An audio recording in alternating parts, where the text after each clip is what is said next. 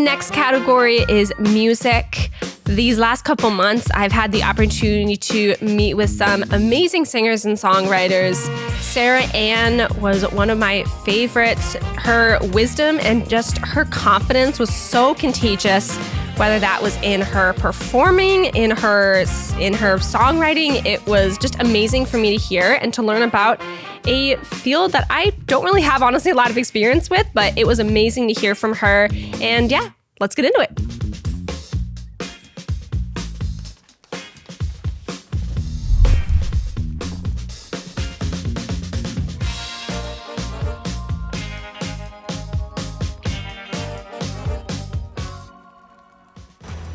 Hi, my name is Elena. Welcome back to the Evolve podcast. Today we are joined with Sarah Ann.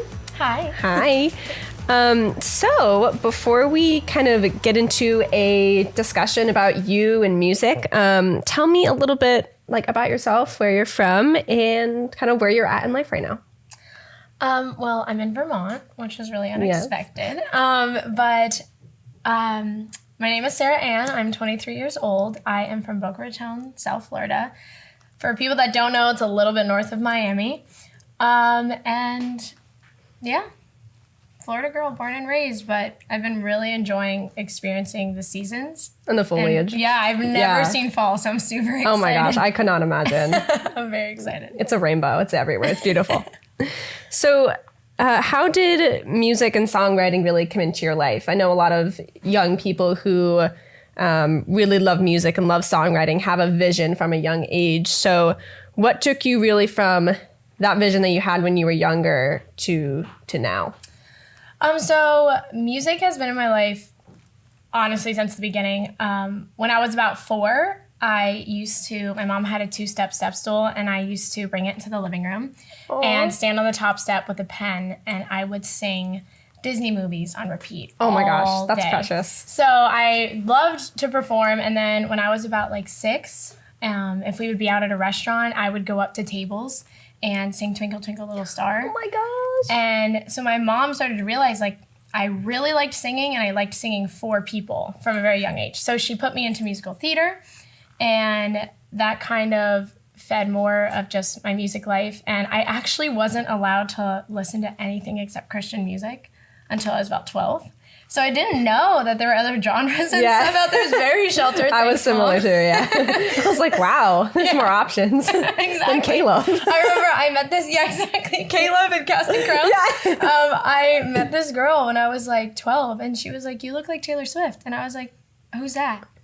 And oh she my was gosh. And she got her laptop out that I was not allowed to have without a parent around. Yeah. And so she showed me Taylor Swift and Katy Perry and all these people. And you're like, I'm in love. My mom was like, you can never hang out with this girl again. But she's still my best friend to this day. But it's been in my life from the beginning. And songwriting, I've always been a pretty good writer. In school, I loved storytelling, and I loved English class, and I loved music, and I loved making people feel things, which was what books do and songs do. Yeah. So when I was I think I was 11 when I wrote my first song about a boy I had a crush on. Aw, don't we all know? Oh, of course, the cliche. Yeah. But then from there, I just started writing more and more, and that's kind of how it came about.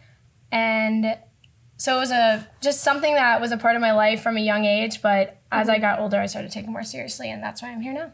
Did you find that you enjoyed English just for the writing and for the chance to experiment and be creative in a school setting? So. I think so. I was also really obsessed with being a straight A student. So yeah, I feel that 100%. It was kind of toxic. Perfectionism, toxic perfectionism. Exactly.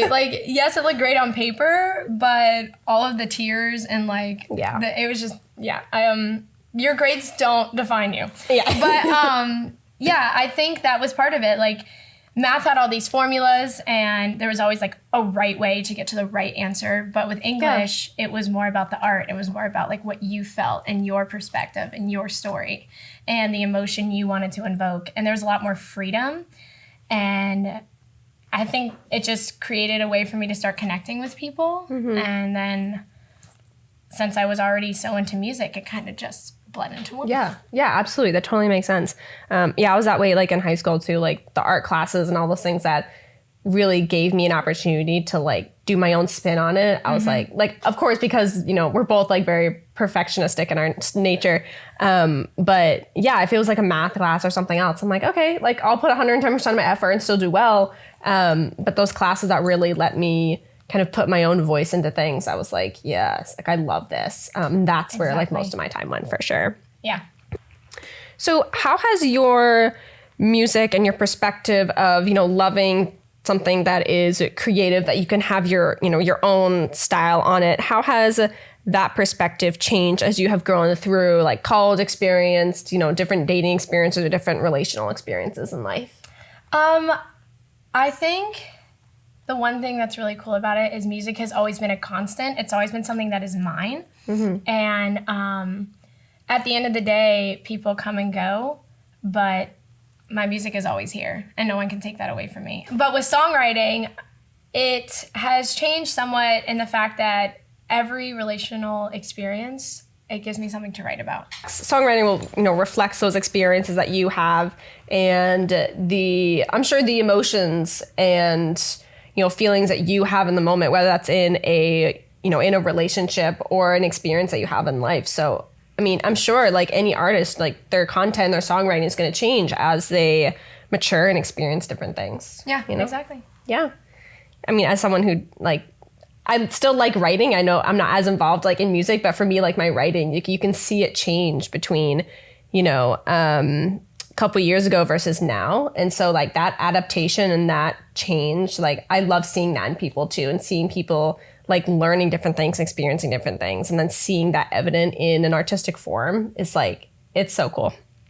So what would you consider your main source of inspiration? I know we talked about like, you know, your first like song that you wrote was like about a boy, but like what would you say now is that main source of inspiration? Honestly, just real life experiences. There is nothing more inspiring than getting out there and experiencing things for yourself. Because when I was younger, like I said, I started writing songs at like 11. I'd never fallen in love. I had never kissed anybody. I'd never had a heartbreak. Like I didn't know what it was like to connect to someone like that and that, you know, and be hurt and be shattered. And so I used to write about my cousins' breakups and my friends' breakups. Like I had older cousins that would like, you know, I'd be sitting there and they'd be talking about the boy that they were supposed to go out with and he never called. And so I have like probably 10 songs that are about my cousin's relationship. That's great. But you would never know because that's the incredible thing about artists is they can take someone else's story and write about it and create an emotion out of it. And I think that's what I love the most is it is a lot of fun to write about other people.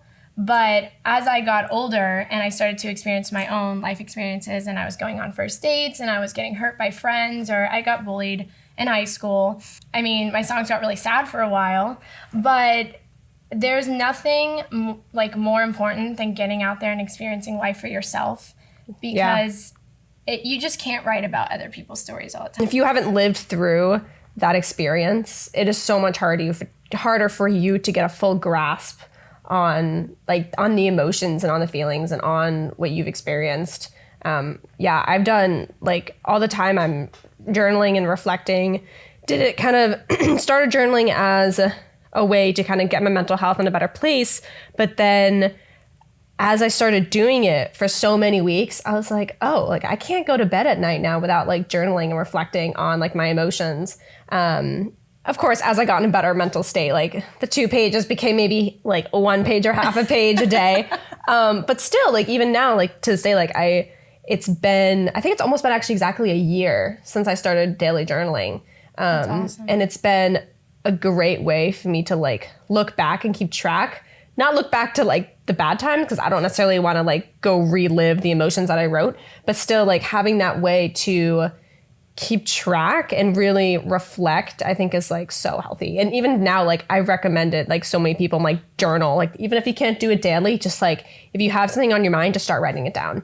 And just that like release of maybe not even like songwriting, but just release of getting your thoughts down like on paper, I find is just like a way for me to like check off that box and like throw it down somewhere else versus like, you know, throwing it up here and keeping it in the back on the back burner to simmer is just like, it's so much better. And I think healthier. Obviously, like it's hard. But I think like it's important and it helps to get it out. I have noticed that like anytime I feel really stuck and like I have nothing to write about, it's because like I don't have any type of inspiration. So I need to go out, I need to do something, I need to experience things.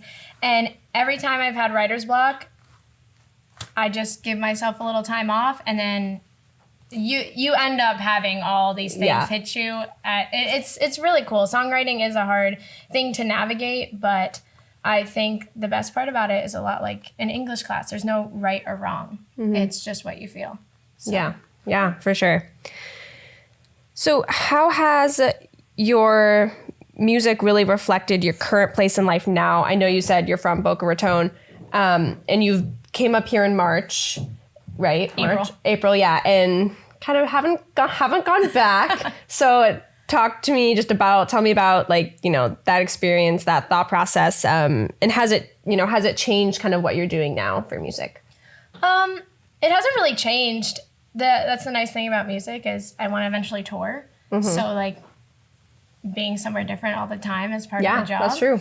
And being flexible with that too. Yeah, and just I have my guitar. The only thing I didn't bring was my piano. So that's that might be hard to get through the airport. Yeah, exactly. So, but yeah, I have my guitar and I can basically do music from anywhere. The great thing about being up here is that I met an incredible engineer, actually through your dad. Yep. And we've been working on my music, and I think it is the first time I have found somebody in the engineer world, in the production world, that gets me and gets what I'm going for. Yeah. And at first when we came here and we ended up staying longer than intended, I was kind of confused. And, you know, it was like this, my family's in Florida, but the coronavirus is so bad. If I went back, I can't play gigs because it's not safe. But here, it's a lot more controlled, like people are wearing masks. And so when we decided to stay, part of me was like, ugh, but like, why am I in Vermont? Like out of all places. And then when I met Andre, the engineer I'm working with, I have like this saying that everything happens for a reason, even if you don't see the reason until much later. Yeah. Oh yeah. And I think that's part of the reason I ended up in Vermont a lot longer than I planned on it. It was to meet Andre and finally be like, wow, I can finish these songs and feel good about them. So I'm really excited. Yeah. And I think like, you know, like meeting you and stuff, like I've known Brady for so long and known like people around you, but I think like having that opportunity now, and here, like now you've established this as like a network too for the future. And obviously like Florida and Vermont are totally different too. So now you have two different places where you can really like have that opportunity, and you've seen like a different lifestyle. And like you mentioned, like going on tour and really traveling and having that flexibility, which I struggle with, hence why I'm still here after how many years. But like having that experience, I think is really important. Yeah, I think it has changed a lot. I've never lived anywhere besides Florida. So literally I went across the whole country. Yeah. And so I've been loving it here. It's just a totally different atmosphere. And I think quarantine in general has given artists a lot of time to just focus on their writing and their music, because they're not touring, they can't do meet and greets, they can't do all this stuff. So we've just really been all grinding in the studio. What else is there to do besides like hunker down in an office space or like your house and just like grind? Exactly. I feel that too. Yeah, 100%. I know. I've almost like, and I was talking to actually my mom about this, and I was like, you know, I feel like there's either like, there's a total like night and day side of quarantine. People who are like, you know, struggling with lack of purpose from work and lack of motivation because like the total schedule changed, the total lack of routine is now really changing things up. And then there's people who are like, no, I'm actually like doing well. Like I'm got this opportunity now to focus on totally different things. Whether that's more like just self-care or like changing the routine that needed to happen anyway. Like I'm finding still that because there's these restrictions on other things now, I'm like, oh, like I actually have so much purpose and passion now for like sitting at my laptop and doing work that I want to do. And that's not seen as weird because we're all just sitting and working all day anyway, not talking to people. So yeah, it's just interesting that like when we've been in kind of this COVID lifestyle now for like more than 6 months, really the new routines and the new lifestyles that are coming out of that. I think just like talking with people about that is really fascinating since, you know, we're going to be here for a while, I think. So yeah, it's really interesting. What are your future goals? Where do you want to be? I know you've kind of mentioned a little bit that we've been talking, but the typical question of where do you see yourself in like 5 years? But what's your dream, dream place to be at? With music, I think my biggest dream, like my mission statement in a sense, is I never want to be, it's not about how good I can be at what I do, it's about how much good I can do with what I do. And that's something I really always remind myself and always want to keep like as the forefront of my career, because people can get really lost in the music world when people really start praising you and idolizing you. You know, it's hard not to let it get to your head. My goal is just, I want people to love my music and to feel something from my music. It's not even really about me. Like, if they like me, that's cool. But I want people, when they're sad, to have a song of mine that they can go to and not feel alone when they listen to it. And they can put their headphones on and feel like, okay, somebody out there gets it. And or if they're happy, like I would love my song to be like the soundtrack of someone's summer. Like, you know, like one of my songs come on, they're like, remember that day we were driving in the car down by the beach and we were screaming to the song with the windows down? That would be so cool if somebody did that. Like, and eliciting that feeling. Like, we all have those summer songs, especially if you look back at like early mid 2000s and you're like, oh my gosh, when that song came out, it was the song of the summer. And people know, and it like triggers that feeling. Or, like, I would love for a couple to be like, I want this to be our first slow dance song. Like, oh my gosh. You know, I just want my songs to be a part of people's life and their memories and things that either make them feel like not alone or make them feel understood or happy. And so, I don't know, that's my future goal, is just to impact people. Yeah. And tour would be cool too. I'd love to go on tour. That's like, playing a stadium would be pretty freaking cool. Oh, yeah. My anxiety, but bless. No, I would probably be so anxious. No, you would do great, I'm sure. So kind of lastly, what would you say to an aspiring young person who wants to go into this or follow this similar path? Or what advice, what techniques would you give them from you looking back? Like, what would you do differently? Just do it. Don't listen to the voice in your head or other people telling you that it's not realistic. You need to have a backup plan. If you have a plan B, that is taking away from your plan A. I did go to school, but you don't have to go to school. If you're going to choose this path of art, you need to 100% commit yourself to it. You can't put yourself in 50% and expect results. It has to be a part of your every daily routine in your life. You have to be 100% committed. You have to be your biggest cheerleader. There are days when no one's gonna tell you you're good. No one's gonna comment on your videos. And I always say to myself, if I'm not a fan of myself, why would anybody else wanna be? Yeah. So that's all I can say. Self-confidence too. You have to be your biggest cheerleader, but it's so hard because I am my biggest critic. I am my worst critic. Oh my gosh, we all are. There's so many things that I don't do because I psych myself out and I second guess myself. And then when I finally do them, I'm like, why didn't I do this weeks ago? So that's my biggest advice, is build your confidence. Try. If you fail, try again. Failing doesn't mean you're not capable. Failing means you have to find another way to do it. And yeah, that's my advice. Yeah. Yeah. And like adapting to that like growth mindset versus like, a fixed mindset. And they talk about this in like academic world, and in tutoring as well, like having a growth mindset versus a fixed mindset. Growth mindset of looking like, if I'm failing, like what can I learn from that? Like how am I getting better? What can I do to push myself forward versus like I'm stuck here in this, like in this kind of vacuum that doesn't take in extra things from the outside world. So really just having that mindset of like, I'm here to grow, I'm here to learn. And again, like what you said, like if you're not 110% committed, like that plan B plan is only going to drag down that plan A plan. Yeah. So it's just, I totally agree with that mindset 100%. Well, thank you. Yeah. I mean, that perfectionism just Go at it, commit. Yeah, but don't beat yourself up because grace. Extend grace is really important, especially right now. Exactly. And that's the thing about art. Like it's never going to be perfect. And the music world is really moving into this whole like auto-tune, perfectionism atmosphere. And that's why I like classic rock so much. Because I love all of like the natural inflections of the voice. Yeah, makes it more real too. Yeah, and that's what you want. That's why people used to listen to music. That's why music has been so big, one of the biggest things in the world, like since forever. So I think just one of the other things I would say is don't compare yourself. Because if you're trying to be like somebody else, there's already a Taylor Swift, there's already a Dua Lipa. Why would they hire somebody that's exactly like that? Why would they choose somebody like that? You want to bring to the table what nobody else has brought to the table. And you can because you're unique. There's nobody like you.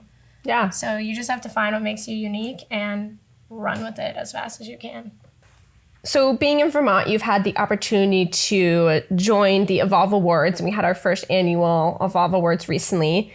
You won in the music category. So share about the piece that you submitted and how that went, that process. What was your experience with that? So I was in Nashville, and it was my first time ever. And I walked into Tin Roof, and somebody was like, "Hey, do you want to sing?"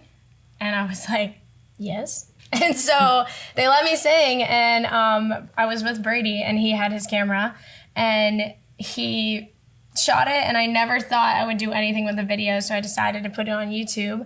And then when the Evolve Awards came around, I was like, you know what? I'll just like submit it for fun. Like I honestly was floored when I won. I felt so embarrassed. Oh, don't be. It's well deserving. Thank you. But it was just exciting for, like, in that moment when that video was shot, I was just doing what I like to do and what I love to do. Never did I think I was going to win anything from it or gain anything from it. Yeah. And so when I had the opportunity to share it, I was like, yeah, why not? Like, just for fun. And that's what I love about you guys and Evolve and what they're doing is it creates an atmosphere for people to share their work. And it's for anyone. Like, you don't have to be doing this for a long time or an incredible professional. Like, it's for a beginner all the way to an expert. And it's a great community where you can share this stuff. And not only are you going to get like praise and applause, but you're going to get feedback on how it's going to grow you. Like we were talking about growth. And I think it's really important to have a community like that isn't always yesing you or patting you on the back. I think it's great to have people behind you that are going to check you and be like, no, you need to work on this, or no, this is what could have been better. Helpful critique. Yeah, like constructive criticism. And I think for you guys to join the Evolve community, it's going to impact you in a lot of ways. I wish I would have had a community like this around me when I was young and starting out, because it can be a really lonely road when you have tons of people saying in your ear that it's unrealistic. So the doubters. Yeah, it is. And you know, especially the adults, like, you need to go to school, you need to get a degree. You need a college education, you need this degree. But you don't in this world anymore. I know tons of people with degrees and they don't have jobs. And so I think that Evolve is an incredible organization, and what you guys do is really great. So I was honored to be a part of the first ceremony and to be a winner. That was really cool. Well, we loved your work and we just absolutely loved doing it. Obviously, first annual, so hoping to do it again next year and really, even take what we learned and do it to the next level. Yeah. So where can people find you? What's the best platform to reach you? So I have Instagram, YouTube, and Facebook. Facebook is kind of a dying platform. I really have that for my mom and her friends. But if you want to reach out to me on Instagram or YouTube, share any of your work with me, I would love to give you constructive criticism, and I would love to just help you grow as an artist and a creator. My DMs are always open on Instagram, and I would just love to connect and support each other. It's Sarah and Music. Sarah without the H and without the E. Nice. Music, the way it's spelled. So Perfect. You should be able to find me on there. Sarah, thank you so much for being here and having this conversation. I would love to just really dive in even more with you. So hoping that this is just the start of one of many great conversations. That would be awesome. So yeah, if you would like to check out more, get involved, visit evolve-network.com. Check us out on Facebook, on Instagram. We would love to connect with you and join this community and hear more from amazing people like Sarah. We would love to have you. Join.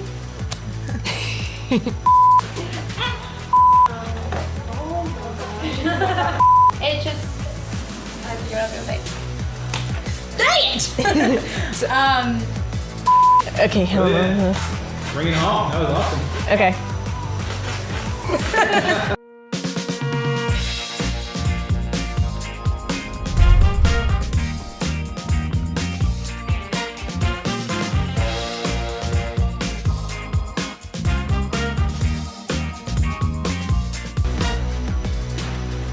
Welcome back to the Evolve podcast. We have Bethany Connor with us here today. Bethany, how are you? I'm good. How are you? Doing pretty well. Tell the audience a little bit about yourself and what you do. So I'm a singer-songwriter from Vermont, and I'm also a UVM student. And I have not been writing a lot lately, but I actually have 2 albums that I wrote and published when I was a teenager out, and lately I've just been getting through school. 'Cause every one of these things needs a dreamer, and this time I guess it's gonna be me. I don't always have the right answers, but with you things get clearer, so don't hide behind the front. And when you're feeling down, know that I've seen the end and everything really is okay.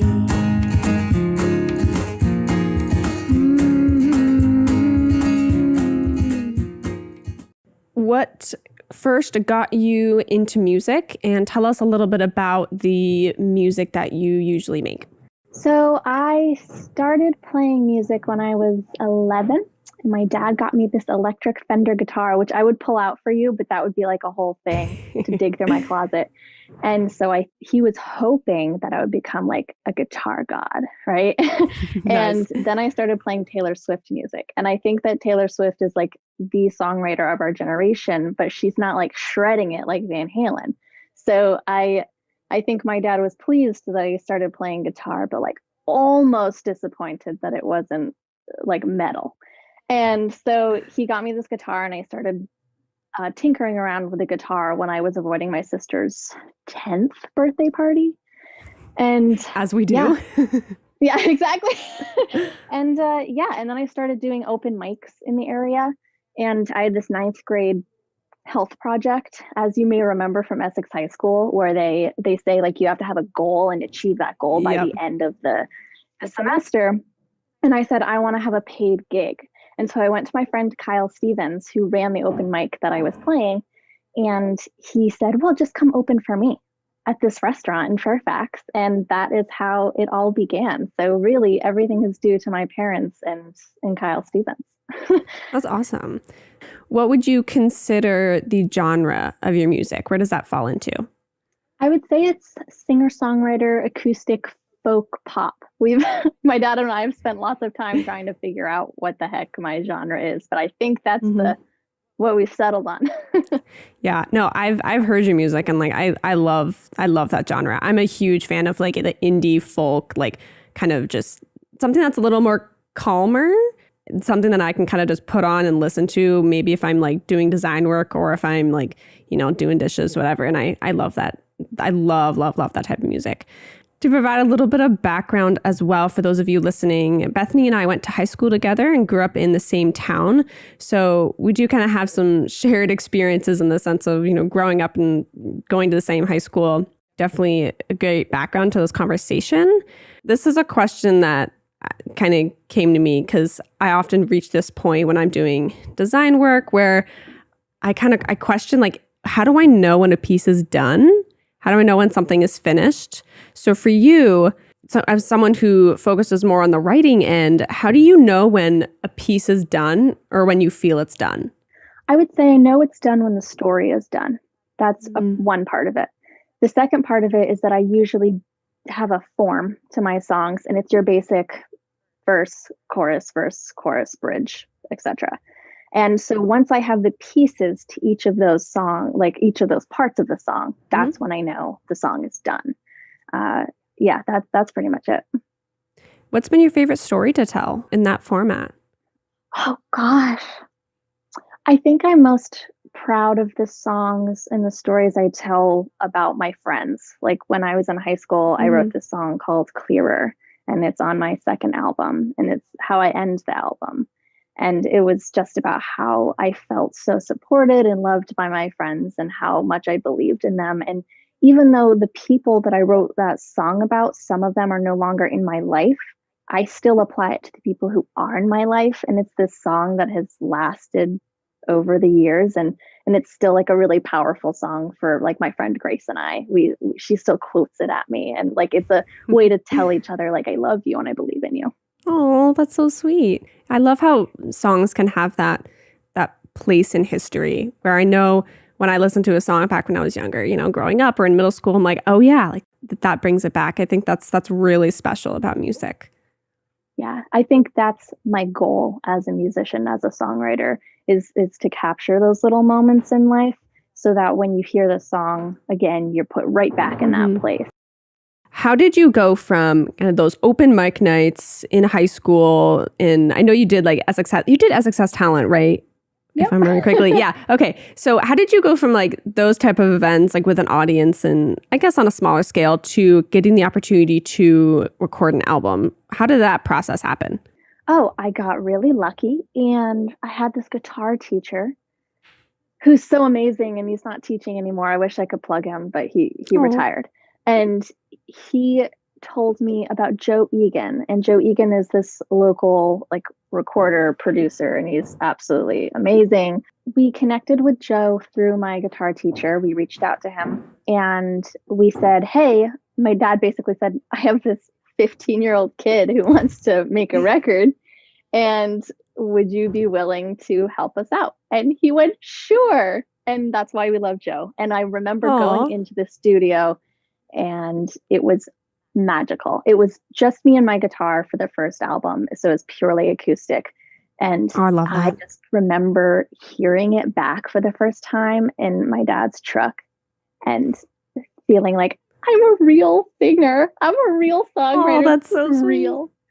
So that's how it happened. And then we made music with Joe, and he's like based out of Colchester. And so I just got really lucky to connect with him. And I don't know a ton about the music industry, but I feel like a lot of it is luck-based, unfortunately, where a lot of people have these series of events that happen in their favor, and these amazing opportunities happen, which is amazing. But I think it's a hard industry, I think, to be in.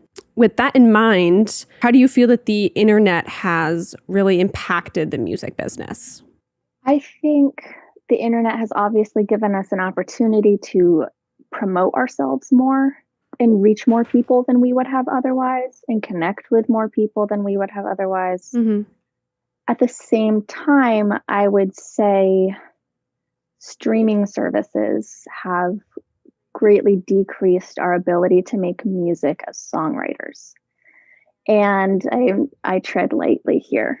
Mm-hmm. So I guess I would say that the internet, like everything else in life, has its pros and cons. And if you'd like to support your local singer-songwriters, buy their physical CDs, because like we pay to make the CDs, but then ultimately you pay $7, $10, $12 for our CD. We're going to make that money back. And that's how we make a living. Yeah, it's so hard with the internet too, because everything is so accessible for free, and it can kind of get lost in, like lost on those streaming services where artists then end up not making the money, which I think that's great. I mean, I'm all about right now, like shop local, shop all that type of stuff. What skills do you believe are really essential to have in what you do? Vulnerability. Oh, being able to be vulnerable. That's hard. It's so hard. It's what I'm struggling with right now. being on time and showing up and giving the show that you promised to give is so important. Being professional, being kind. That was one of the things that my guitar teacher taught me. He was like my Yoda. And he always told me, like, basically show up, play your music, don't drink, don't be unprofessional. Be sure to thank the people who are there, never insult the audience. So I think that's a skill in itself, is just being a reliable professional and treating it like a job. I wrote some of these down, so I'm looking it down. No, you're good. Being diligent, I think, is important. Being exactly what you promised to be and chipping away at your work. Like, as a songwriter, I would say another thing I'm struggling with right now, but would be to allow yourself to write bad music to get to the good stuff and recognize that it's a process.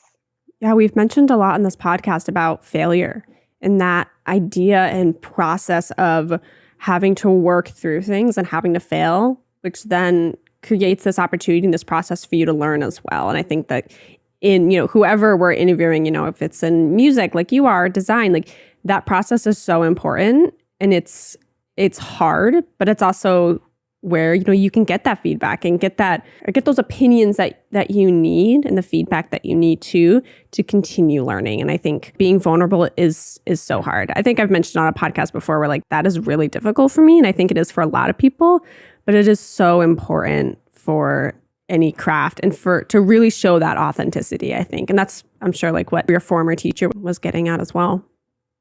Yeah, I have another Yoda in my life, Steve Hartman, who is a local musician, just wonderful. He always told me, if you're not giving it your all and being vulnerable with your audience when you're performing, you're almost insulting them. Yeah. Because they're there to see the show and they're there to connect with you. And being vulnerable and giving it your all is the way you can respect your audience. And I've really taken that to heart. Yeah, I love that. And it's about, being authentic and being genuine. And if those people are there to see you and hear you play and enjoy that art, then you definitely have that responsibility to be authentic, for sure. Yeah, absolutely. I love the way you phrase that. Thanks. What challenges do you believe singers and songwriters face? I would say the first is taking care of their mental health. Sometimes I feel like we're really on the same wavelength about this. Yes, absolutely. I think artists of all mediums tend to sit in their grief. And it's almost like we have this horrible belief that we cannot be happy to make good art. And I personally just don't believe that's true. So I think being able to balance taking care of yourself, like I go to therapy and that's really important for me. And then also making music is really important to me. And so knowing that you don't have to sit in your sadness and your anxiety to make good art, that's really important to know, to take care of yourself. And then I would just say getting paid in general. I think we're really lucky that we live in a community where restaurants and bars and art studios and all these places will pay for musicians. And we're so fortunate to have that. And I don't know if it's like that everywhere else, but I think that's something we should be encouraging as people, showing up to our local artist shows and being there for one another. Yeah, absolutely. I'm definitely so grateful to live in a community, and I know where we both went to high school is very much a artistic and kind of theatrical community, which was really great. But yeah, it's such a benefit, and I think more communities should be focused on arts and creativity. Obviously, it's hard with balancing priorities, because it's really a balance of all fields that make a community really great. What you mentioned about mental health, it's so important. I love what you said about you don't have to be like in a bad like mental health place to create content that you feel like people listen to. I feel like a lot of the times too, like when I've been in a spot that's harder for me, I'm, like if my mind is racing and I have these things, like I can create like good poetry or I can write well because I have these feelings. But I think it's important to note that, especially the time we're in right now, like your mental health is so important to every aspect of your life and in what you're doing and in your work. And I think that I'm glad that our culture is more open to mental health and seeking help and seeking therapy. Like I go to therapy and I think it is so helpful. And it is something that I cannot recommend enough. Thank you for saying that. I 100% agree with you. Yeah, absolutely. It's so important. Could you give us some advice or tools or resources that would be helpful for young adults who are also interested in this field? I would say if you're looking to be more professional about making music and performing music, make a website. I make a website through Bandzoogle. They're really great. If you tell them I sent you, that's amazing. And what else? Big Heavy World is a local part of our local music community, and they're just incredible at fostering the music community here. Once COVID is over, just going to open mics, making the connections, becoming friends with these people. We have so many wonderful musicians here in Vermont. So that's what I recommend, is this networking. Everyone, I think what's unique about Vermont musicians is that we do want to lift each other up. It's not really competitive. And we are very fortunate to have that. You know, you might go to open mic in Boston or New York and it's like people are fighting to get their spot and it's extremely competitive. There's competition, yeah. Yeah. And that's not the way it is in Vermont. Like you show up and people are like, what slot do you want? And you did great. And it's such a welcoming community. Yeah. So join that community and do open mics and connect. That's my advice. Awesome. Speaking of networking, where can people find you on social media if they want to connect with you? So I am at Bethany Connor Music on Instagram and Facebook. I'm at B Connor Music on Twitter. I believe that's what my Twitter handle is. I never use Twitter. And I'm at BethanyConnor.com is my website. Awesome. Easy to remember. Awesome. Well, thank you so much for sitting down with me. I really enjoyed this. I think we share a lot of same perspectives, and it made it easier to just have this conversation and kind of talk. And yeah, good luck with everything in your future, in school and with music. I think, you have so much potential and so wise. And so I wish you the best. Thank you so much.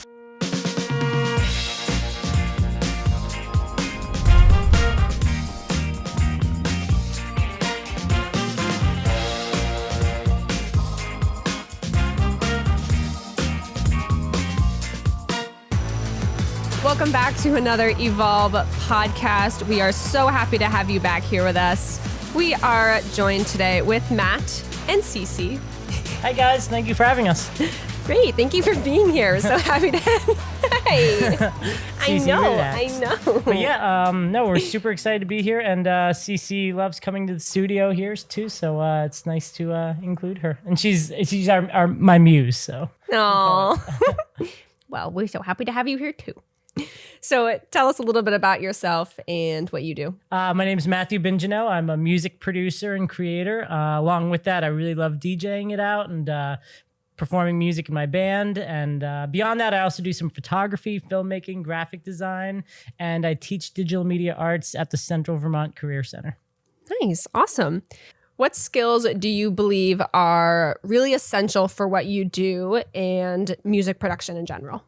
I think in any art form, but especially in music, is the attention to detail. I always tell people, every second of a song is an hour of work, and it really is that, and you need to go into it knowing that, and being willing to re-listen to your own song hundreds, thousands of times to get those little touches, to hear how it might sound in a different environment, all the rest. So the attention to detail and the willingness to continue to develop is really huge in any art form, especially in music, though. And I think an essential part is having things beyond whatever you create that inspire you, like dogs who won't let you do interviews solo, or friends who share your musical passions. And, I think that's an important element as well.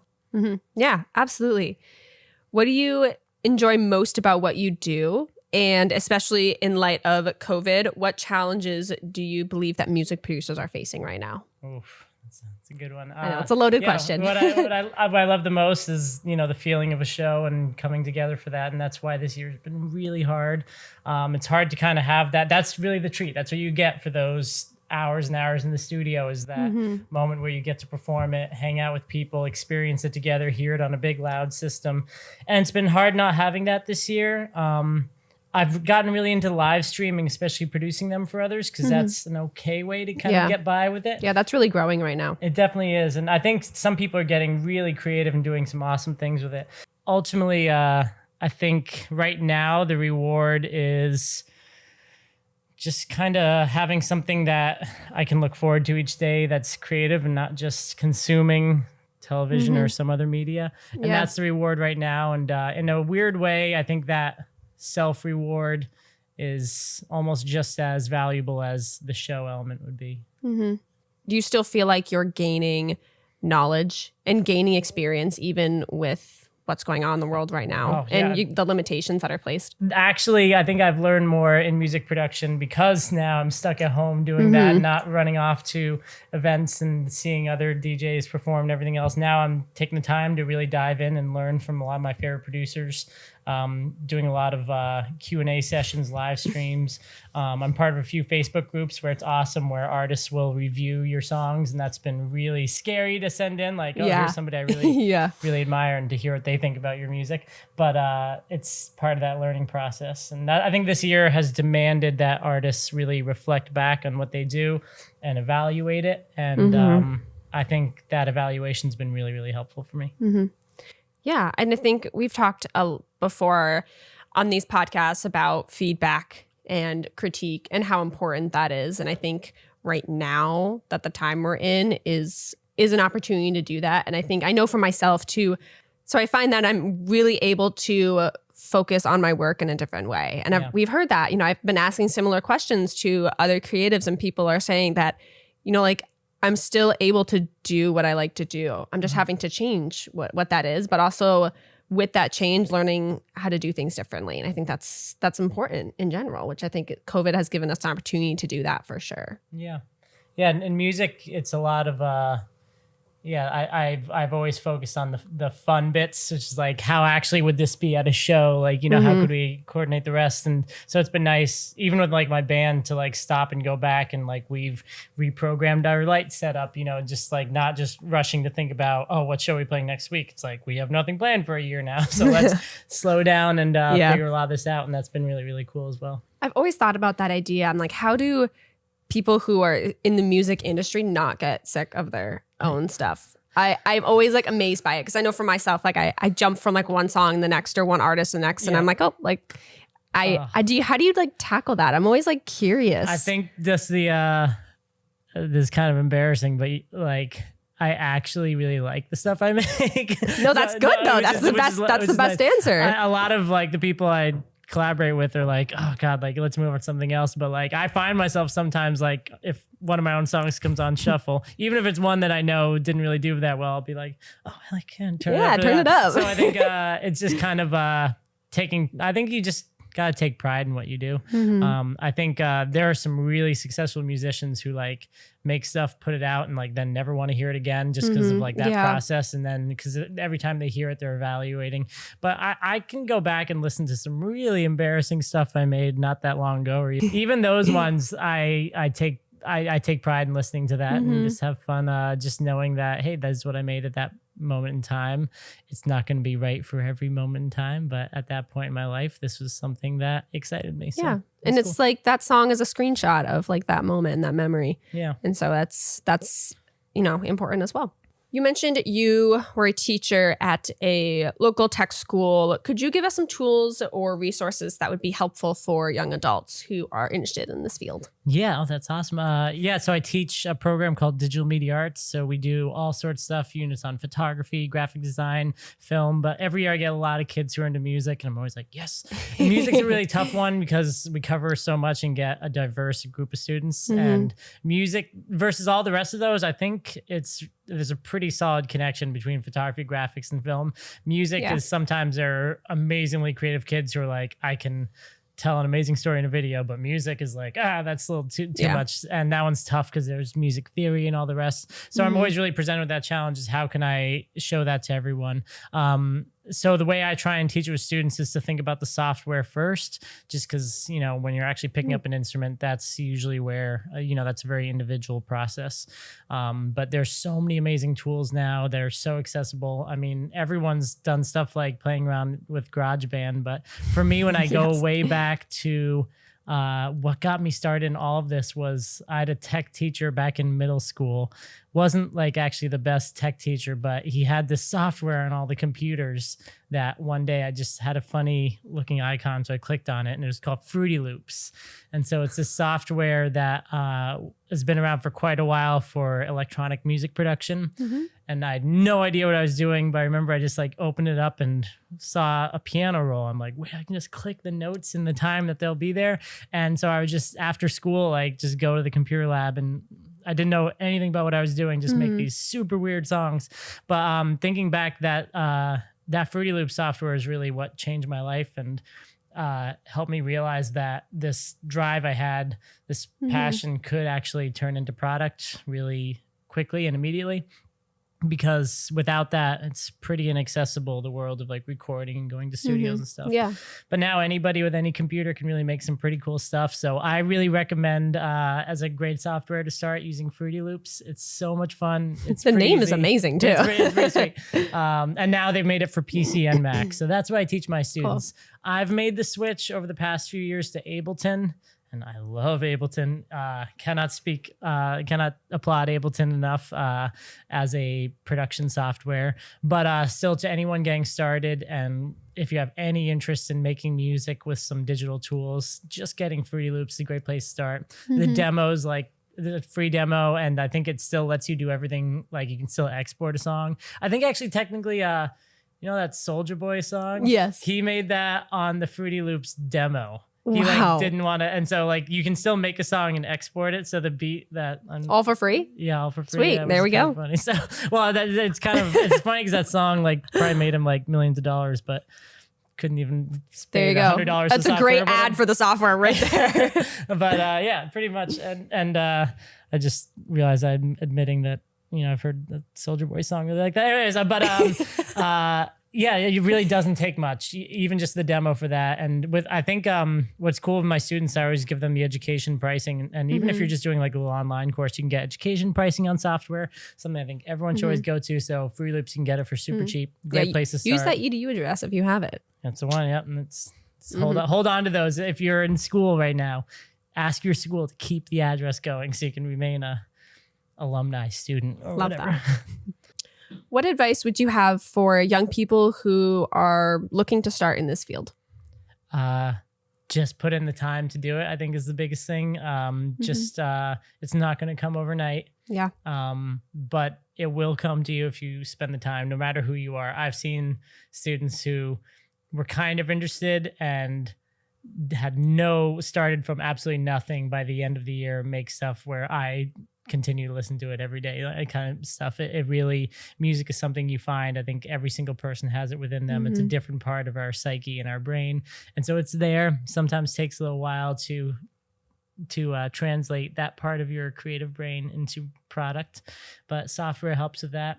I think the best thing to do also is to get software and then one piece of hardware that lets you get your hands on it. It might be a sampling pad. For me, it's a MIDI keyboard. I can take my laptop and feel free to create anything anywhere, but I need to have one thing like a little keyboard so that you can get your hands on it and have some human aspect of the process. And really experiment. Yeah. If you're just clicking, absolutely. that's that stuff. But yeah, just have fun with it. Don't be afraid to make stuff that isn't great. Start out by trying to emulate certain things. Like I started just remixing. I would get acapellas like offline, like just vocal tracks, and I would try and work backwards and make the song. So it's usually like a lot of like pop radio songs. Yeah. Because that's just the type of acapellas you can find easily for free online. But then I'd like work backwards and be like, okay, well, how did they make this song? And try and make it as exact to what the studio version was. Yeah, that's and then neat. I'd play around and do a remix version of it. That's awesome. So, What's the benefit of really recreating someone else's work in that process? So I think when you're trying to recreate something that another artist made, it challenges you. It helps you with that overwhelming process of having an infinite number of things you can do. And so focusing and working backwards and trying to maybe create one thing, even if you're recreating, is a great way to learn the ways that you would usually fill up a page.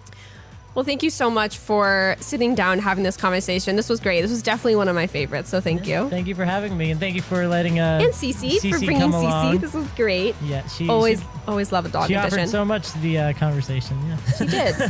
Instrumental too. Absolutely. Well, thank you so much for tuning in to another Evolve podcast. Stick around. Exclusive to our Instagram is our new segment titled Exposed, where creatives share their most embarrassing moments. So stick around for that. Check that out on Instagram, and we'll see you next week. thanks, guys, and please do feel free to hit me up if you have any questions in the music world, via my website, anything else. And can't wait to connect with more of you, and can't wait to hear what you create. Great.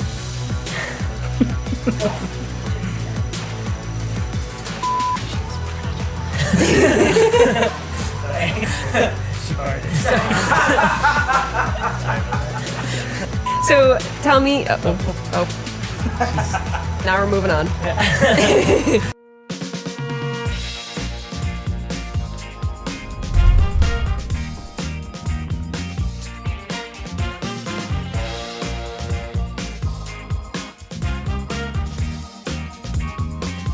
Wow, that was great. I am just in awe of this talent that we have had these last couple months, and what will hopefully continue forward.